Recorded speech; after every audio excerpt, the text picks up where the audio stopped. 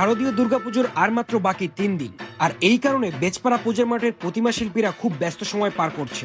প্রতিটি মণ্ডপে মণ্ডপে লাইটিং এবং প্যান্ডেলের কাজ চলছে।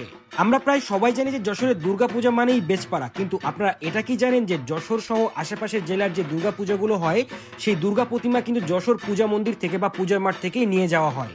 তো চলুন আজ আপনাদের যশোর সহ যশোর জেলার আশেপাশের সকল জেলার যে মন্দিরে পূজা হবে এবং সেই পূজার মা দুর্গাকে আজকে আপনাদের একই সাথে একই জায়গায় দেখানো হবে, কারণ পূজার মাঠ থেকেই বেশিরভাগ সব মার মূর্তি নিয়ে যাওয়া হয় এবং এখানেই বানানো হয়। তো আস্তে আস্তে আপনারা দেখতে থাকুন। আপনারা যারা যশোরের বাইরে থেকে ভিডিওটি দেখছেন অবশ্যই ভিডিওটি শেয়ার করে দিবেন, যাতে করে সবাই জানতে পারবে যে আসলে যশোর জেলার সকল মার প্রতিমা কোথা থেকে নিয়ে যাওয়া হয়। এবং যারা যশোর থেকে ভিডিওটি দেখছেন তারা যদি মাকে দেখতে চান সামনাসামনি, অবশ্যই কালকে পূজার মাঠে চলে আসুন, তা না হলে কিন্তু সব প্রতিমা নিয়ে যাওয়া হবে। তো অবশ্যই কালকের মধ্যে আসলে আপনারা সব প্রতিমা একসাথে দেখতে পারবেন। চলুন আর কথা না বাড়িয়ে আমরা সব মণ্ডপের মাকে একই সাথে দর্শন করি।